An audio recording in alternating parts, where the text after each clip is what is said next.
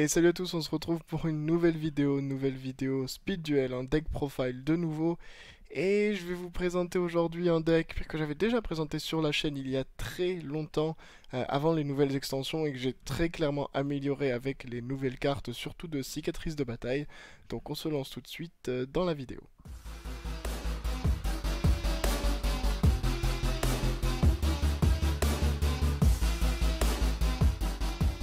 Et donc comme d'habitude on va commencer avec la compétence évidemment et on va jouer Pioche de la Destinée. Mais comme vous voyez ici cette carte elle est un peu particulière parce qu'elle est en allemand. Alors, vous le savez, j'habite maintenant à Berlin et surtout je reviens de la Gamescom qui se déroule à Cologne chaque année. Et j'y ai participé au tournoi Duel Links qui était organisé sur le temps de Konami. Et malheureusement j'ai perdu en finale. Et donc ça a fait que j'ai gagné ça, la petite compétence bien en ultra, donc c'est très très sympa. Et en plus le petit pin, voilà, tu rends les jambes. Malheureusement oui, j'aurais préféré avoir le rang roi des jeux, mais bon, mauvais match-up en finale, ça arrive. Tant pis, ce sera pour une autre fois, mais en tout cas c'était une très très bonne expérience. Et cette compétence, donc Pioche de la Destinée, qui est, je rappelle, donc quand vous perdez 2000 points de vie ou plus, vous piochez une carte de votre deck à la place de votre draw phase normale, mais vous choisissez cette carte. C'est quand même une compétence qui va énormément nous aider aujourd'hui pour notre deck. Alors comme vous l'avez vu dans le titre, on va parler de Magicien Burn aujourd'hui. Et donc on va commencer par les bases qui elles n'ont pas changé. On va donc jouer 3 apprentis magiciens. Alors je rappelle, les apprentis magiciens, c'est très simple. Si cette carte est détruite au combat, vous pouvez invoquer spécialement un monstre magicien de max niveau 2 depuis votre deck en position de défense face verso. Donc ça veut dire que vous pouvez invoquer un autre apprenti magicien. Donc ça vous permet de vous protéger tout en réduisant la taille de votre deck pour piocher les cartes dont vous avez vraiment besoin pour burn votre adversaire, mais ça vous permet aussi d'invoquer d'autres monstres. Et dans ces monstres évidemment, comme pour la version précédente du deck, on va jouer 3 croque-morts. Pourquoi? Parce que les croque-morts magiques, donc c'est quand ils sont invoqués par flip, vous pouvez cibler un monstre magicien de max niveau 4 dans votre cimetière et l'invoquer spécialement.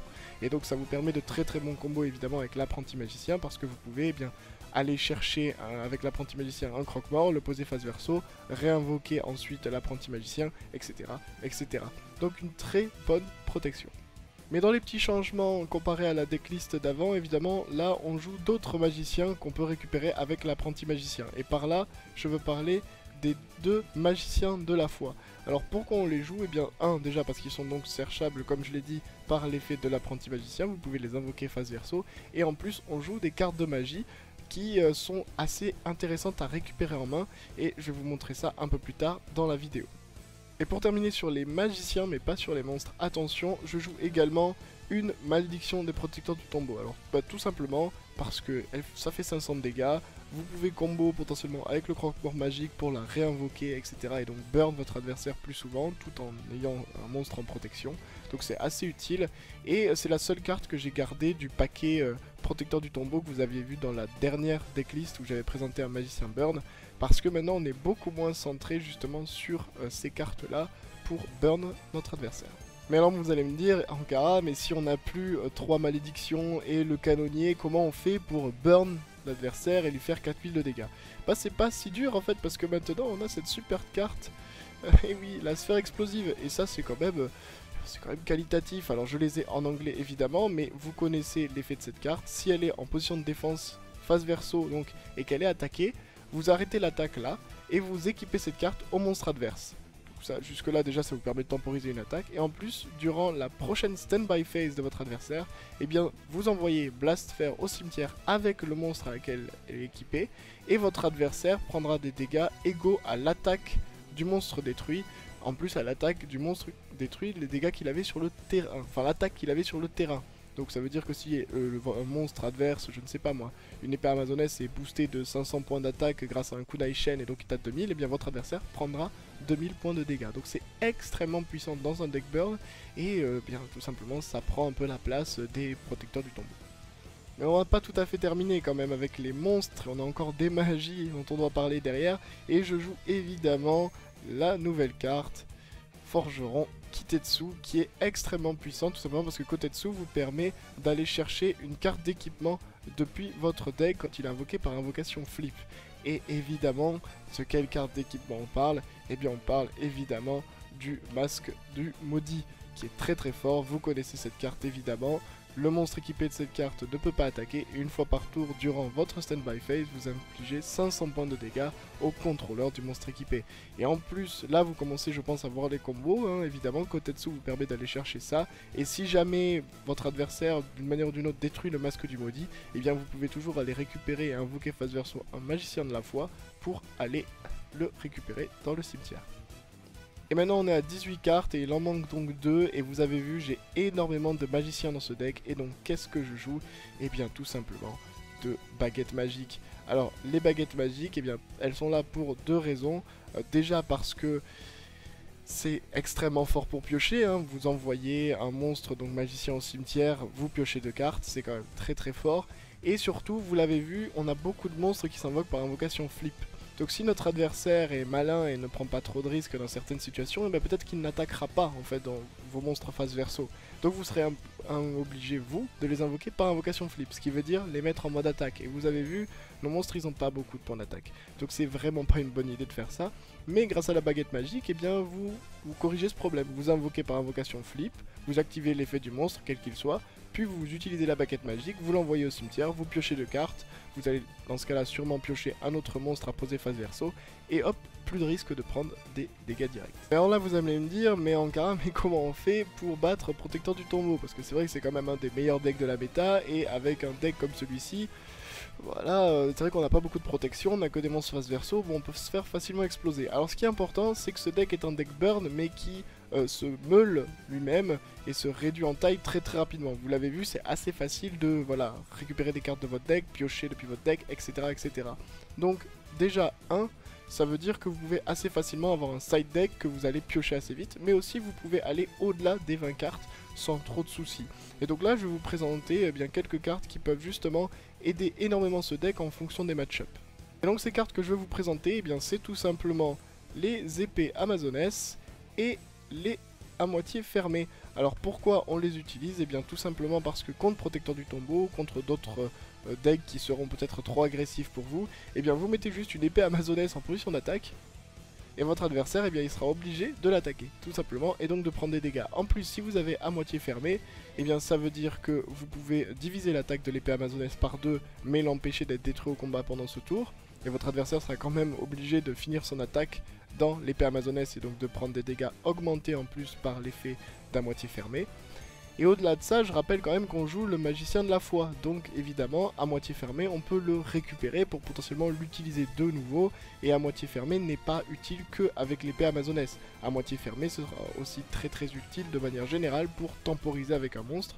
Imaginons un croque-mort, il est invoqué par invocation flip, son effet s'active, mais là vous activez à moitié fermé pour faire survivre le croque-mort, et au tour d'après vous utilisez une baguette magique sur lui pour piocher 2 cartes. Donc il y a vraiment beaucoup de combos, jouer à 24 cartes n'est vraiment pas un problème, et d'ailleurs même vous pourrez potentiellement enlever des cartes du main deck, hein, si vous ne voulez pas jouer avec par exemple la malédiction Protecteur du Tombeau, vous pouvez potentiellement enlever une baguette magique ou un forgeron qui est côté dessous aussi, parce que vous avez quand même déjà 3 masques, plus 2 forgerons pour chercher les masques, donc vous pouvez en enlever un si vous le souhaitez pour réduire un peu la taille de votre deck, et après vous, en fonction des match-up, vous pouvez avoir un side deck et bien potentiellement une épée amazonesse en plus, un à moitié fermé en plus, ou si vraiment les épées ne vous servent à rien, et bien des malédictions en plus pour faire plus de dégâts. Attention quand même aux malédictions parce que vous n'avez pas spécialement envie de les piocher, mais voilà, c'est une idée. Là je vous présente vraiment une liste à 20 cartes. Et si voilà, vous voulez la modifier, faire à 24 cartes, changer les cartes dedans, vous pouvez. C'est vraiment une première idée, un corps du deck, mais comme je l'ai dit, vous pouvez vraiment aller à un peu plus de 20 cartes sans aucun problème avec ce deck. C'est un deck burn, donc c'est un deck lent qui va piocher, donc vous n'avez pas à avoir très vite dans votre main de départ les cartes pour gagner directement. Vous pouvez vraiment prendre votre temps. Et maintenant 2 petites tips et choses à savoir sur le deck, 2 petits combos qui sont importants à connaître. Donc vraiment, il faut vraiment garder à l'esprit ces 3 cartes qui fonctionnent ensemble. L'apprenti magicien peut aller chercher et invoquer face verso n'importe lequel de ces 2 ou lui-même. Vous pouvez avec le croque-mort réinvoquer face recto n'importe lequel de ces cartes pour protection. Alors évidemment le mieux ce sera l'apprenti magicien, parce que les 2 autres, eh bien, si vous les réinvoquez face recto, ils n'auront pas leur effet flip, mais ça c'est pas très grave à la fin si c'est pour survivre par exemple, et ça peut surprendre votre adversaire, et ça vous permet voilà, de réduire les cartes de votre deck. Et je rappelle donc le combo de base, c'est que vous voulez essayer d'avoir le croque-mort magique face verso à la fin du tour adverse, comme ça vous l'invoquez par invocation flip, vous invoquez un autre en position de défense face recto, généralement donc l'apprenti magicien, et puis ensuite vous ferez la baguette magique sur le croque-mort pour piocher 2, et en plus ne pas garder un monstre en position d'attaque, ce qui pourrait vous faire prendre des dégâts inutiles. Autre chose intéressante maintenant comme combo, mais avec la magicienne, le magicien de la foi, excusez-moi, hein, mais quand même, je débat, hein, magicien ou magicienne, enfin bref. Vous avez donc avec cette carte des combos juste avec elle en fait qui sont vraiment très intéressants et auxquels il faut garder vraiment l'esprit dessus. Par exemple tout simplement la baguette magique. Imaginons vous terminez un tour grâce à un effet d'apprenti magicien avec le magicien de la foi face verso. Vous invoquez le magicien de la foi par invocation flip, vous récupérez la baguette magique et vous l'utilisez instantanément. C'est dessus. C'est très bon combo, c'est simple mais il faut y penser, il faut le garder à l'esprit. Pas forcément aller chercher le masque du maudit qui permet de faire 500 de dégâts ou même le à moitié fermé, mais vous avez très facilement comme ça un combo avec de la pioche. Et c'est la même logique avec à moitié fermé, il y a quelque chose de très intéressant que vous pouvez faire. Vous pouvez avoir magicien de la foi face verso, à moitié fermé, posé face verso sur le terrain. Le magicien de la foi est invoqué par invocation flip, enfin est attaqué. Vous activez à moitié fermé, vous empêchez la destruction. Le à moitié fermé est donc envoyé au cimetière. Magicien de la foi récupère à moitié fermé. À votre prochain tour, vous le reposez. Alors vous pouvez pas le faire évidemment indéfiniment parce que bien le magicien de la foi lui ne reviendra pas face verso. Mais au moins vous pouvez comme ça tenir 2 tours juste avec ces 2 cartes, avec à moitié fermé et magicien de la foi. Et le dernier petit tips, mais assez évident celui-là, mais j'ai quand même préféré le mettre, évidemment épée amazonesse à moitié fermée. Donc tout le monde pense au coup habituel de épée amazonesse en position d'attaque à moitié fermée, activé dessus, fait passer l'épée amazonesse à 750 d'attaque, et comme ça eh bien, vous infligez plus de dégâts à votre adversaire qui attaque dans l'épée tout en faisant survivre l'épée. Mais vous pouvez aussi penser à un combo bien plus intéressant, ou en tout cas bien plus surprenant, qui est tout simplement hop, d'être comme ça. Invocation flip, donc enfin retournez donc de l'épée amazonesse, elle est à 1600 de défense, vous activez à moitié fermé sur le monstre qui attaque. Le monstre qui attaque généralement tombera en dessous des 1600 de défense et prendra donc, votre adversaire prendra donc des dégâts. Et ça peut quelquefois bien surprendre notre adversaire qui aurait joué autour d'une épée amazonesse face recto mais pas autour d'une épée amazonesse face verso. Et donc très rapidement évidemment on va faire quelques mains comme d'habitude pour voir un peu ce que le deck donne. Alors il faut savoir que là je joue une version à 22 cartes, donc par rapport à la liste que je vous ai présentée, j'ai enlevé la malédiction, j'ai enlevé un forgeron Kotetsu et j'ai rajouté 2 à moitié fermés et 2 épées amazonesses pour vous montrer un peu, voilà, un peu quelques variantes et vous montrer que 22 cartes, mais c'est pas du tout un problème. Donc on suppose ce coup-ci qu'on va premier. Alors ici, qu'est-ce qu'on open? Bah ça c'est pas une mauvaise main du tout, hein. On va là, on a donc Kotetsu, l'apprenti magicien et 2 cartes de magie, donc là c'est pas compliqué. Vous avez 2 choix en fonction de qu'est-ce que vous avez en face. Vous pouvez tout simplement faire Kotetsu, poser ou non la moitié fermée. Votre adversaire attaque dans Kotetsu évidemment. Alors si c'est un protecteur du tombeau, ce play vous le ferez sûrement pas parce que vous préférez mettre l'apprenti magicien pour aller récupérer des magiciens et potentiellement piocher assez vite parce qu'il va vous falloir des ressources et vos épées amazonesses pour battre les protecteurs du tombeau.